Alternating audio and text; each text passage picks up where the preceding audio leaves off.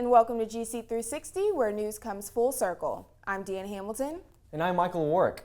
On this episode of GC360, we take a deep look at Milledgeville's Deep Roots Festival. That means the food. And the classic cars. And of course, the main event, the music. All that and more on this edition of GC360. We'll get to Deep Roots in a moment, but first, some news. Georgia College has reported a sexual assault near campus. It happened around 1 in the morning on October 9th in a parking lot near the intersection of Wayne and Thomas Street. The victim is a female Georgia College student whose name is being withheld. Director of Public Safety Scott Beckner notified the GC community about the assault under the so-called Clery Law adopted in 1998. Early voting for two key Milledgeville issues will continue through Friday. The issue that has drawn the most attention is a referendum on whether to consolidate Milledgeville City and Baldwin County governments. The other issue is whether to continue a 1% sales tax to fund improvements at Baldwin County schools. These questions require simple yes or no answers.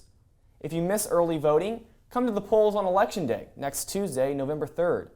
GC360 will provide you with election returns Tuesday evening through our social media platforms. So come to us to see how these votes turn out. Let's turn now to our top story, Deep Roots. The 12th year of Deep Roots Festival buzzed as loud as ever.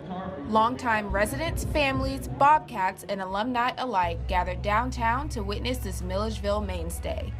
They came for the vendors, car show, and the music. And different people had different reasons to like what they saw. You know, in general, just socializing, visiting with people we haven't seen in I don't know how long, and just kind of catching up and enjoying the atmosphere. You always look for something to be better. So if it's going around and looking at different venues or, the kids zone, so the kids got their faces painted for the first time this year, so each year is different, but has a different twist to it. Well, I can only expect it to get better. I mean, last year was great, but this year has got to be better. I mean, you see all these people out here, there's tons. I heard there's like 20,000 people showing up or something like that, so it's definitely going to be better, I think. I think it's great that all these people come from different places to come to Milledgeville because we're out in the middle of nowhere. And this is just kind of unique for us because no one is here usually that's out of town. So it's a lot of fun just to see what everybody has here and to buy different things. I just love all the people here, like the families, the college students, everybody, and I love the bands that come and stuff. Just selling food, just helping folks, complimenting the crowd. Deep Roots is people walking around, having fun, talking, just communicating. Everyone getting along, socializing. Deep Roots had a little something for everyone. It's now time to hand things over to our entertainment team. They'll be bringing you the rest of our extensive Deep Roots coverage. Jessica, take it away. Hello everybody, I'm Jessica Vickers. And I'm Jai Fitzgerald. So Jai, what was your favorite thing about Deep Roots this year? Oh my gosh, it had to be the funnel cake. There was powdered sugar everywhere and all over me, in my mouth, everything, but it was so good. I don't know anybody who doesn't love funnel cake. Anyway, Deanna's back with one of our favorite subjects, obviously, food. Food, food, and more food. These are just some of the amazing dishes at the food venues at Deep Roots. It's really good. We talked to the people behind the delicious food. Angela Trimble works with Corn Dog Incorporated. We do all the major festivals all over the United States, from Willie Nelson Farm Aid to Atlanta Gay Pride. I believe in the product. I love it. Like our funnel cakes, it's the best funnel cake ever. The jalapeno corn dog, we put fresh jalapenos in the batter and dip the corn dog. It's really good. Barbecue stand Lauren Abbas volunteered for the People's Choice. And so what happens here is we sell samples of barbecue, and then people get a vote on the ones they like the best. And this year we're only doing People's Choice because that's what the people really wanted. They wanted to come and sample instead of having a plate of barbecue. So what else did the customers have to say about the food? Oh, I love it. It's fresh, it's hot, it's good. We even ran into Dr. Bob Wilson, a retired Georgia College professor.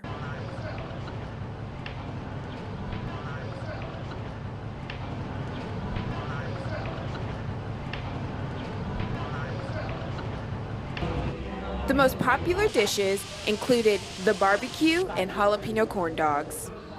It might have been left over, but nobody was leaving this barbecue behind.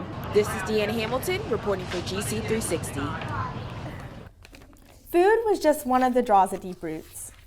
Cars were another. All kinds of beautiful classic cars that I had no idea about. But as GC360's Mary Henderson found out. One of the most interesting sights at Deep Roots is the car show, featuring dozens of vehicles, old and new alike. Sitting in the driver's seats of these shiny cars are fascinating people with remarkable stories. Don now and his wife have been involved in cars for as long as they can remember. She used to drag race. She was driving a drag race. Oh yes, she drag raced. She had a Pontiac Tempest that she raced. As far as the vehicle is concerned, we purchased it 15 years ago in Biloxi, Mississippi at a classic car auction. The car originally, the best I could trace, is from California, originally sold in California, which explains the only option the car does not have on it is air conditioning. And in the middle 60s, it was a rare option anyway, but in California, it just wasn't needed. My dad had a Model A Ford, and I always wanted to buy one. And in 1962, I was stationed in the Air Force at Colorado Springs, Colorado. And I bought this car for $125. The annual Deep Roots Car Show is hosted by the Old Capitol Car Club, and it features cars from not only members but also people who just want to show off their cars. The club was established in 1985 and is a nonprofit organization that donates all proceeds to local charities. You don't have to have a car. You don't have to have a motorcycle. You can just be part of a club and an organization that does good for the community, and that's what we're trying to do. New or old, modified or untouched, each car has a story behind it. I stopped by this classic car store, and they had this one on the showroom floor. Within an hour's time, I bought it. I told my wife, I said, that's the one I want right there. And then I bought the Mustang at the same place. My wife, when we got there, wanted a Mustang convertible. They didn't have one at the time. So I told him when he got one to call me. Well, I've always been into cars ever since I was a little kid, and looked around for a while before I purchased my first one. This is the first classic that I ever bought. This is a 1970 Chevrolet Monte Carlo. The other car over there is a 75 Caprice Classic convertible, 35,000 miles. Everything is as it was built, so nothing's been changed on that one. So that was pretty cool. I couldn't pass that up. Everybody has their own story about it. When they look at it, you can see their mind just going back. Either they had one, a parent had one, an uncle had one, a friend had one. I think there are more stories than there were cars. So if you didn't catch the car show this year, be sure to come out next year. Reporting for GC360, I'm Mary Henderson. As great as they were, food and cars were only sideshows at Deep Roots. The main event was all about the music. GC360's Ansley Ponder got up close and personal. Milledgeville was filled with the buzz of Deep Roots this weekend, the festival you all know and love. Thousands of people came from near and far for the music.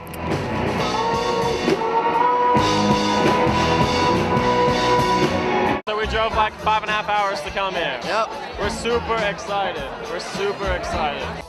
This year's lineup featured 8 bands: Stokeswood, Bronze Radio Return, Ethan Tucker, Moonshine Still, Hippocampus, Charlie Bell, TJ and the Jazz Saints, and the headliner Junior Jr., formerly called Dale Earnhardt Jr.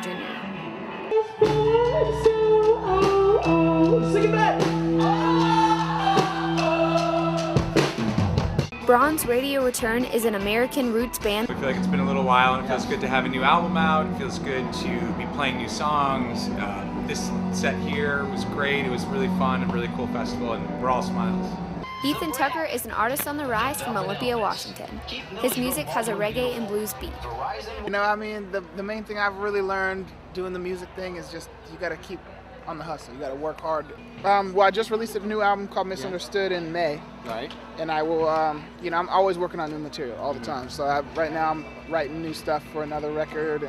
This brother-sister pop duo goes by the name Charlie Bell. They come from a small record label in New York City. They have produced 2 albums and are working on a 3rd. If there was like one person watching us, I just want to play good. That's just wanted to make that person feel good. Yeah. The crowd tapped along with the beat of the music all night. Deep Roots 2016 was a success. This is Ansley Ponder with GC360. You know, Jess, I don't know about you, but I had such a good time at Deep Roots. Unfortunately, I didn't get to go this year, but I heard nothing but great things. But the question everybody's wondering is, Jai, what are those? They're whiskers. Halloween Saturday, I got really excited. I wanted to show off my costume. You're right. So enthusiastic. But coming up after the break, we have Lauren's TV and movie review segment, Sit Immaculate. So stick around, we'll be right back.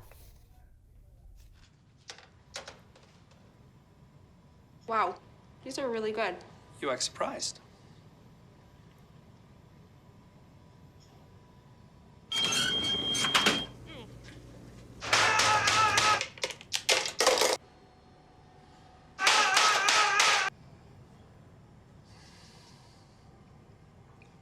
Practice makes perfect. You don't have to be perfect to be a perfect parent. There are thousands of teens in foster care who don't need perfection. They need you. If you want to be a parent, it doesn't matter how you play, what you wear, how you dance, or even what direction life takes you. You just need to be there. You don't have to be perfect to be a perfect parent. Thousands of teens in foster care don't need perfection. They just need you. Can you help me with this? My new dad teaches me all kinds of stuff. Sure. He helps me with homework. That would be 3.6795. Thanks. Yep. He helps me with my decision making. I wouldn't use this one. Ever. And he's even teaching me how to drive. And that's why cars have bumpers. I'm learning so much. You don't have to be perfect to be a perfect parent. Thousands of kids in foster care will take you just as you are.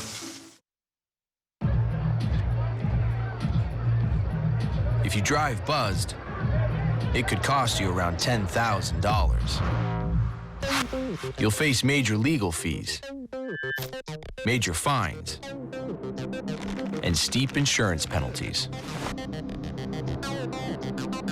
You could lose everything. Buzzed, busted, and broke. Because buzz driving is drunk driving.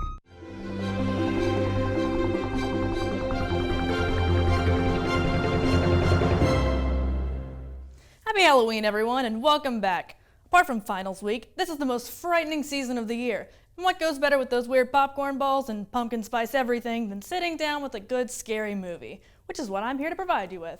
I've composed a list of the top 5 horror movies for this time of year that you can find in your very home. Granted, you have Netflix. Number 5, Nightmare on Elm Street. Now, the only reason this movie's so low on my list is because it isn't as scary as some of the others, but it's still a classic and one of my favorites. Nightmare explores the fear of helplessness, and for its time, definitely kept people awake. Number 4, The Crazies.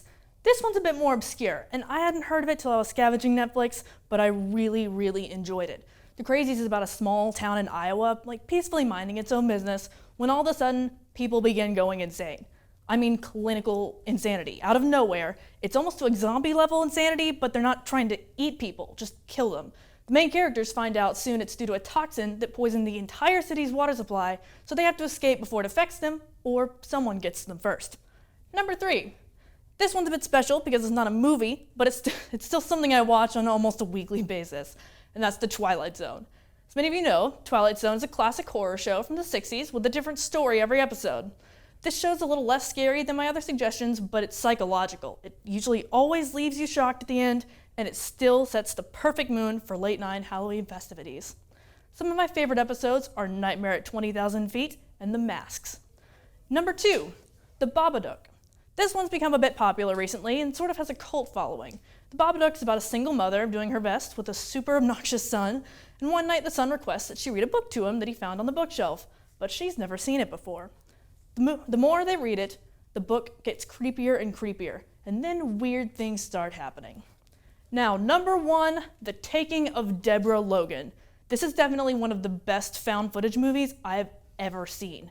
It follows Michelle, a woman filming a documentary chronicling the gradual effects of Alzheimer's. Sarah Logan allows Michelle to study and film her mother, Deborah. But this is a case of Alzheimer's Michelle and her team have never seen before. And the best part, there's minimal shaky cam. In the end, I would suggest one of these 5 for Halloween night, unless you want to kick back with some Hocus Pocus, because I hear it's in the $5 bin at Walmart. Hope you enjoyed this weekend. Stay safe, eat some candy, and have fun. Let's get back to the show.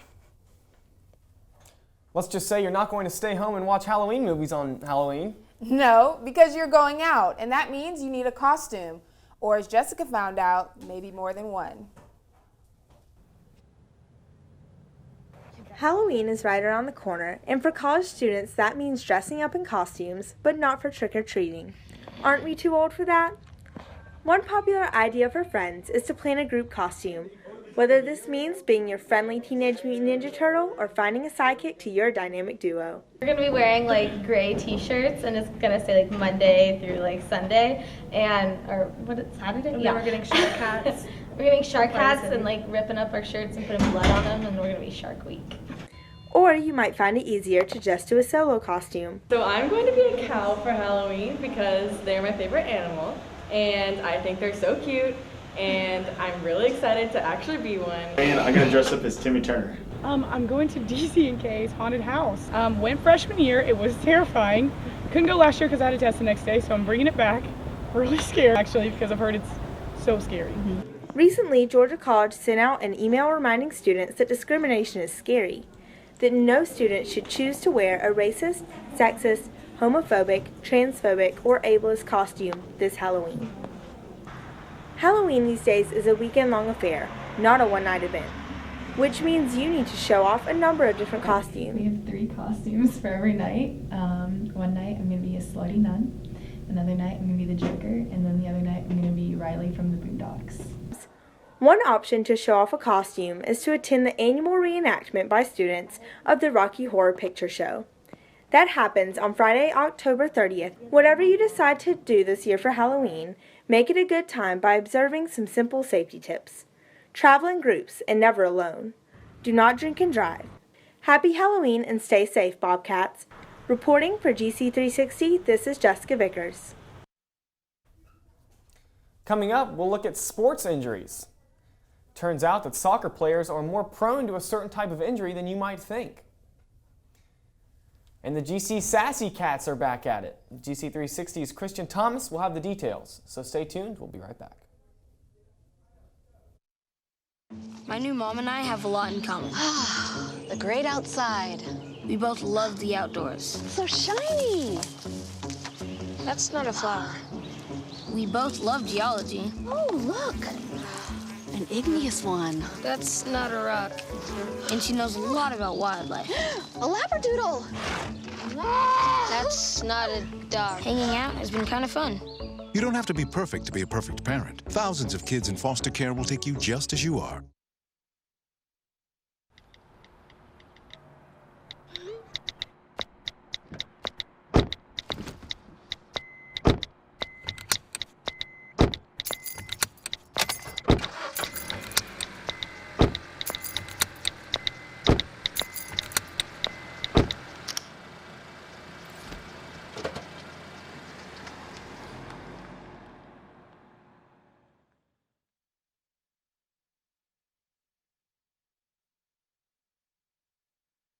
What if you could invest in the future of kids, like a stock?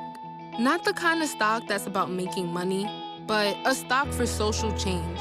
A whole new kind of investment called Better Futures. When you invest, it helps kids go to college. Believe in us, invest in us, watch us grow. My name is Sydney, and I'm your dividend.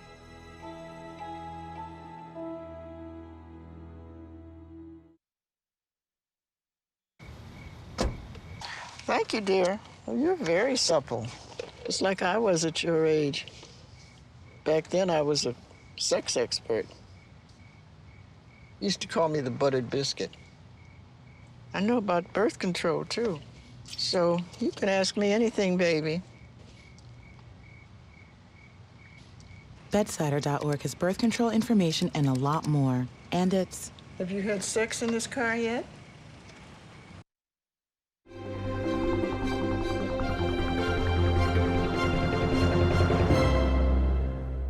Welcome back to GC360. Now it's time to toss things over to Kit and Darlin for sports. Thanks, Michael. I'm Kit Souther. And I'm Darlin Davis. This week in sports, the Lady Bobcats soccer team had 2 conference wins this past week. On Saturday, they beat Montevallo 2-0 for their senior night win. Following this one on Wednesday, they defeated Georgia Southwestern 6-0. The soccer team is now 6-4 in the Peach Belt Conference and will host their final conference match this Saturday against Flagler to decide their standing for the PBC tournament. The GC men and women's cross-country team participated in the PBC championships last Saturday in Oakwood, Georgia. The men's team finished strong and placed 4th. 2 runners finished within the top 20 overall, Paul McNeil and our very own Michael Warwick. Hey, way to go, Michael. We're really proud of you. The women's team placed 8th overall, matching their finish from last season. Sophomore Catherine Yost led the way for the Bobcats and finished in 16th place with the record time for her GC career. The cross-country team will be back in action November 7th as they travel to Wingate, North Carolina to compete in the NCAA Southeast Regional Meet. And GC Cassie Sat's dance team has been entertaining Bobcat basketball fans since 1997. Wow. But, you know, they're more than just a halftime show. GC 360's Christian Thomas will fill you in. The Sassy Cats have more in their sights than just motivating GC basketball fans. They will compete with schools from all over the U.S. at the Universal Dance Association Championship in late January.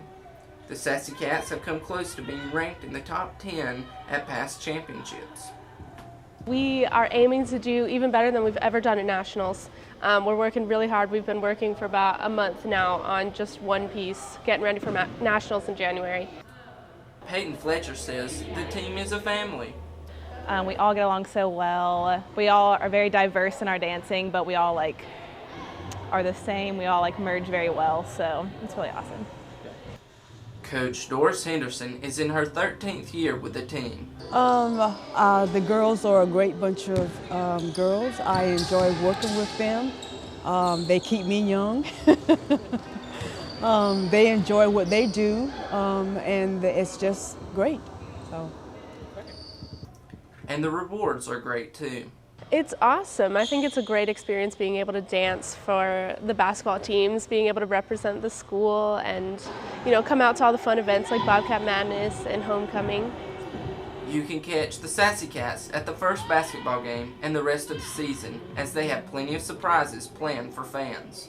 Reporting for GC360, I'm Christian Thomas. Bobcat Madness is back. Thunder Crew and GC athletes are hosting the event. They'll be giving away free t-shirts, door prizes, and food, all before the intramural legends take on GC faculty and staff in the scrimmage game. The Thunder Crew will also be awarding the Thunder Crew Greek Spirit Cup for the first time ever. The madness starts next Thursday, November 5th at 7 p.m. in the Centennial Center. There's more to come, so stay with us.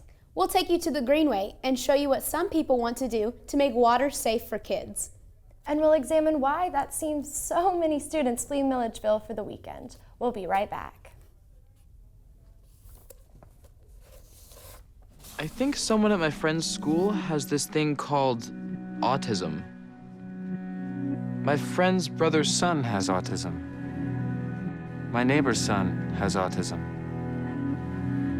My son has autism.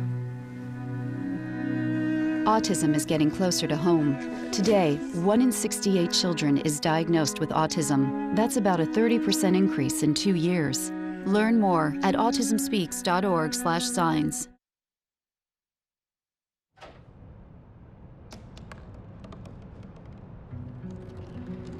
They said I couldn't dream. Called me a piece of trash and swore that's all I'd ever be.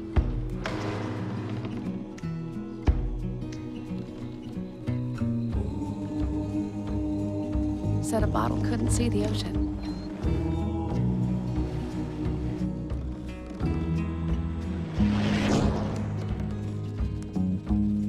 Give up. Go back to the dumpster. but I didn't listen. I made my way.